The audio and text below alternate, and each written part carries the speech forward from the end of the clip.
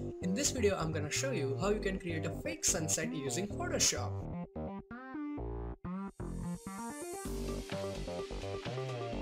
Hey, what's up guys, Dhruval here, and before I start the video, I'm going to use this image and this C image from deviantart.com. So if you want to use any of these images, the download link is in description, so feel free to use it.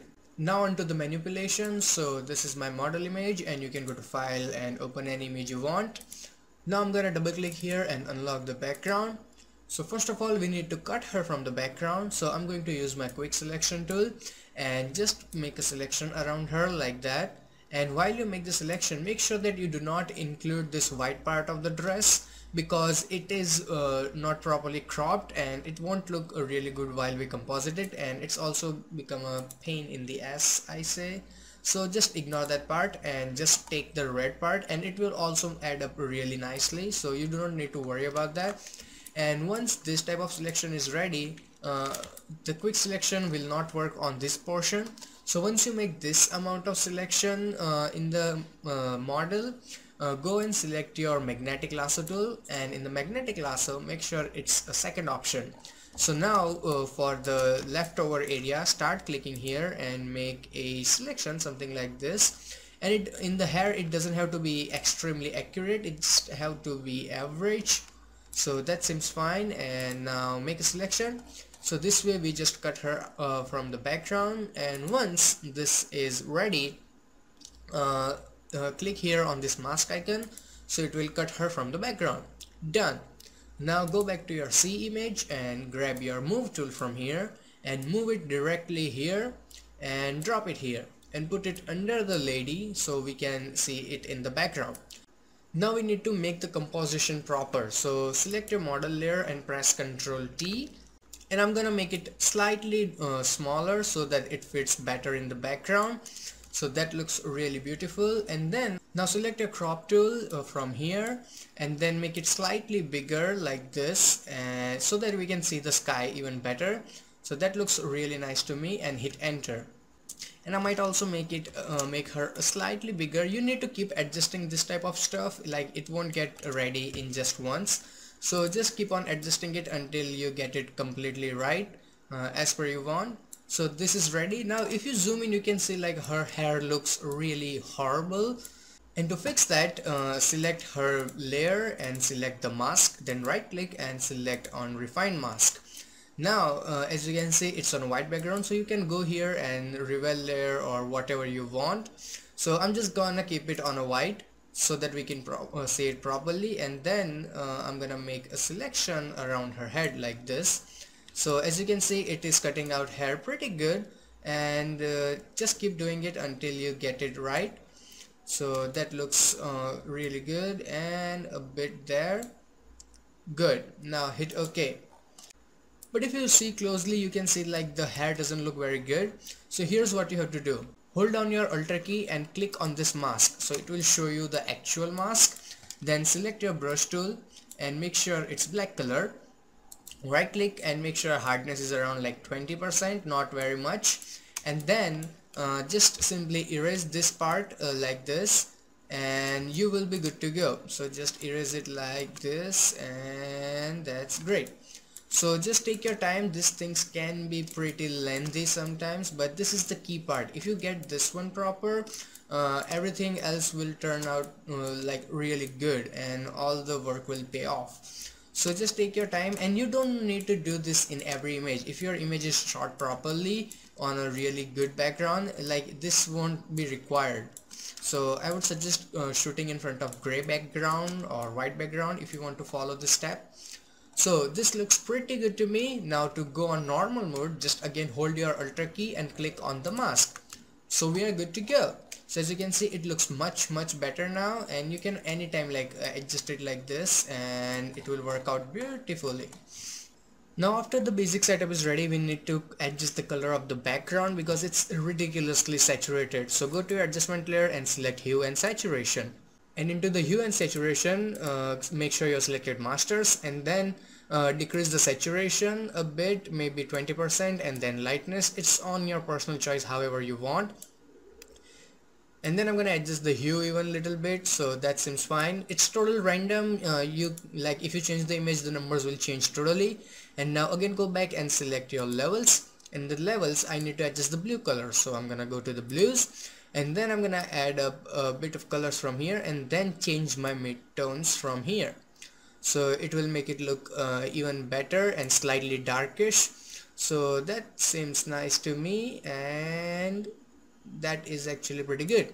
So if I turn this both on and off, you can see that enormous difference, that's called difference. So that looks really good.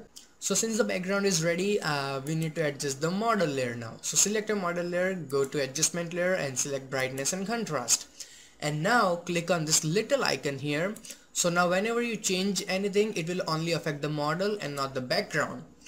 So that is really handy. And then you need to like decrease your brightness like to totally, let's say 140, that's enough. Then select your mask and press Ctrl I. So temporary everything is hidden. So now all you have to do is just select your brush tool and start painting with black color in the middle area, like this, and right click and let me make it 0% hard, and then start painting in the middle portion like this. It might look slightly horrible right now, but once you get it done, it will look really good.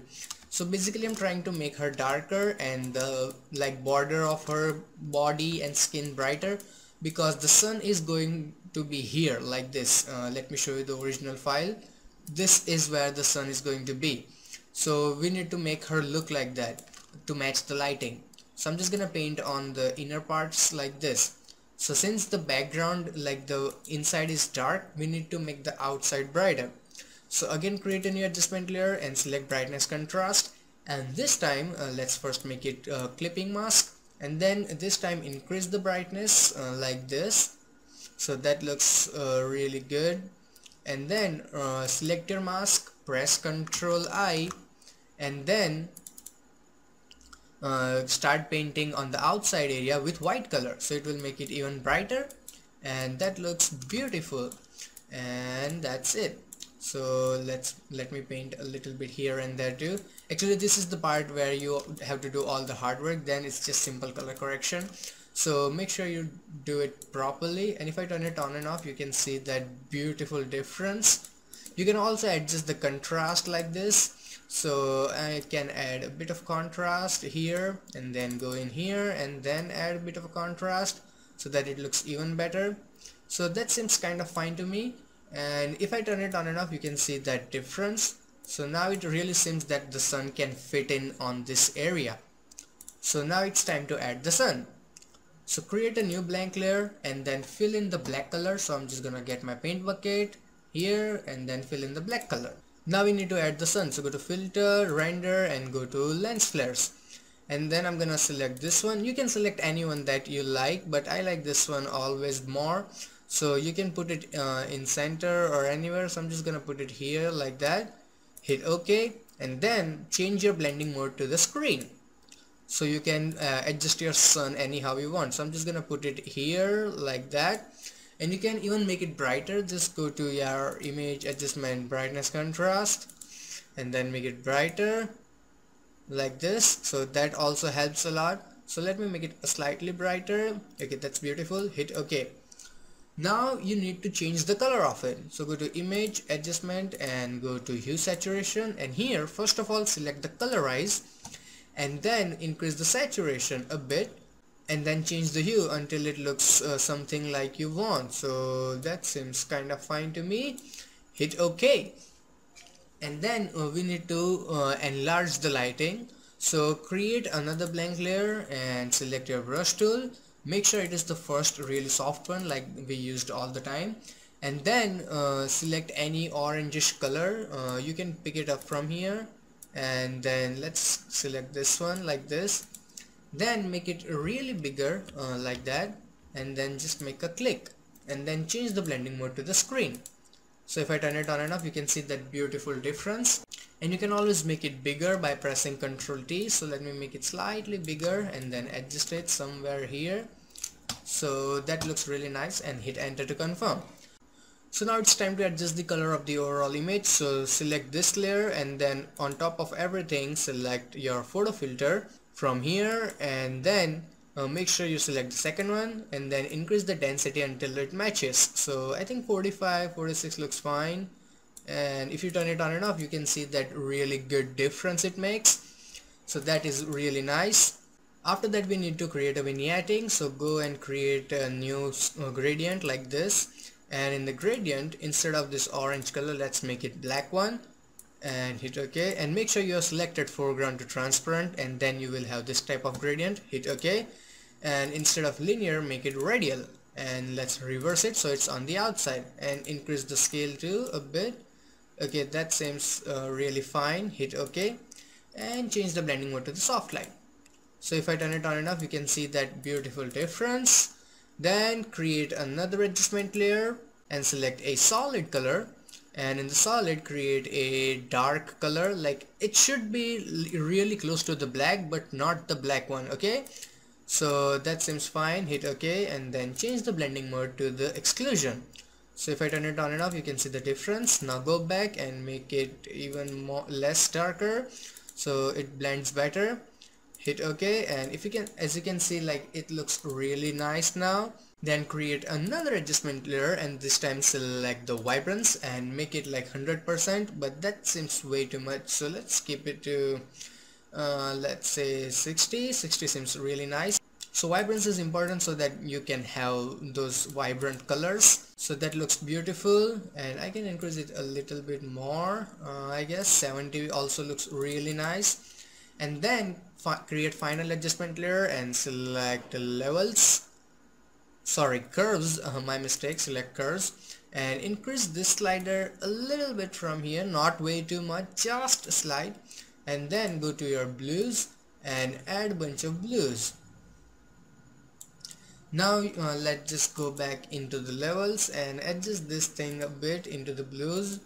So let me adjust it. Okay, so let me add a bit of yellow, not that too much.